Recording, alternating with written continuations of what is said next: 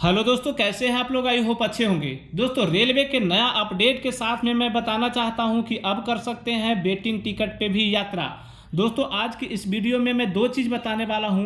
पहला, आप waiting ticket पे यात्रा कैसे करेंगे।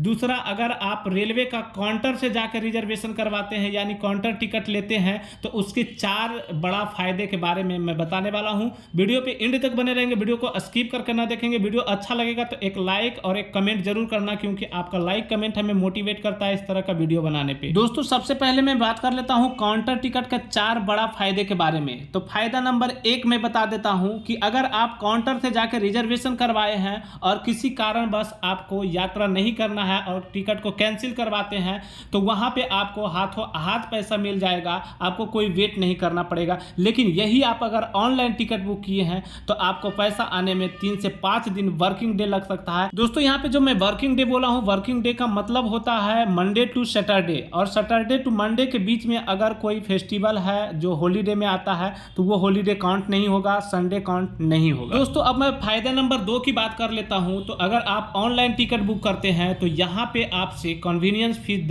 यानी 15 से 30 रुपया एक्स्ट्रा लिया जाता है, प्लस जीएसटी लिया जाता है। लेकिन यही आप अगर काउंटर से जाकर टिकट लेते हैं, रेलवे का काउंटर से टिकट लेते हैं, तो वहां पे कन्वीनियंस फी भी नहीं लगता है और जीएसटी भी नहीं लगता है। जो टिकट का फेयर होता है, जो टिकट का प्राइस होता है, ओनली वही लगता है। तो दोस्तों, अब मैं बात कर लेता हूं तीसरा सबसे बड़ा फायदा के बारे में। तो इसको आप ध्यान से समझेंगे। अगर आप ऑनलाइन टिकट बुक करते समय जो भी जर्नी का डेट डालते हैं, यानी कि अगर आपको 5 तारीख को यात्रा करना है तो आप टिकट बुक करते समय 5 तारीख का यात्रा डेट सेलेक्ट करते हैं। लेकिन कोई कारण बस आपको 5 तारीख को नहीं जाना है, अब 10 तारीख को जाना है। ऐसे सिचुएशन में आप क्या काम करते हैं, टिकट को कैंसिल करते हैं और 10 तारीख को फिर से टिकट करना पड़ता है।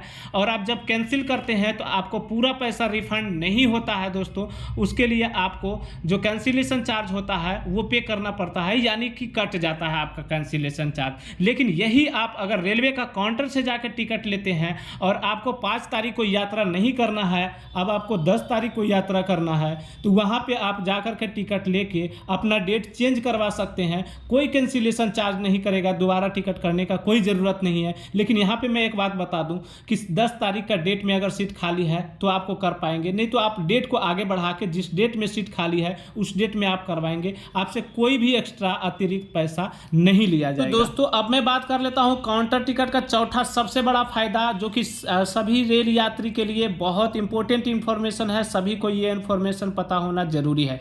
दोस्तों, अगर आप ऑनलाइन टिकट बुक किए हैं और आपका टिकट कंफर्म नहीं हुआ है, आपका टिकट वेटिंग में है, चार्ट प्रिपेयर्ड होने के बाद यानी कि चार्ट बन चुका है, उसके बाद भी आपका टिकट ना आरएसी हुआ है और ना कंफर्म हुआ है, ऐसे सिचुएशन में अगर आप यात्रा करते हैं तो विदाउट टिकट माने जाएंगे और विदाउट टिकट का जो आपको वहाँ पे जुर्माना होता है वो आपसे वसूला जाएगा, आपको देना होगा जुर्माना। लेकिन अगर आप काउंटर से जाके लेते हैं, यानी रेलवे का काउंटर से आप अगर रिजर्वेशन करवाए हैं और आपको सीट न रहने के कारण आपको वेटिंग टिकट दिया गया है वहाँ से, और वो कन्फर्म नहीं होता है, चार्ट बनने के बाद भी, चार्ट प्रिपेयर्ड होने के बाद भी कंफर्म नहीं होता है, और आप अगर यात्रा कर रहे हैं तो ऐसे में आप यात्रा कर सकते हैं, आपको अलाउ किया जाएगा यात्रा करने का। लेकिन यहाँ पे मैं एक बात बताऊंगा, वैसे स्थिति में जब आप यात्रा कर रहे हैं, दोस्तों यहाँ पे मैं अपना पर्सनल एक्सपीरियंस शेयर करता हूँ कि अगर आप उस स्थिति में यात्रा कर रहे हैं तो चार्ट वैकेंसी से सबसे पहले अवेलेबल सीट देख लेंगे।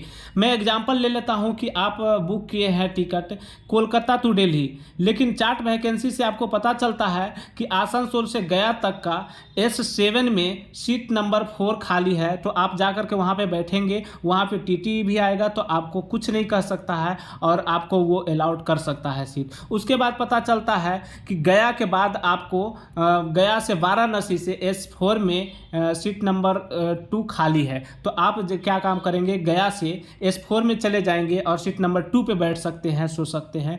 आपको इस तरह से आपको दूसरे सीट पे बैठ के यात्रा करना होगा। दोस्तों, चार्ट वैकेंसी क्या है उसके लिए मैं अलग वीडियो बना दिया हूँ। चार्ट वैकेंसी आप कैसे यूज करेंगे उसका ऑलरेडी मेरा वीडियो बना हुआ है।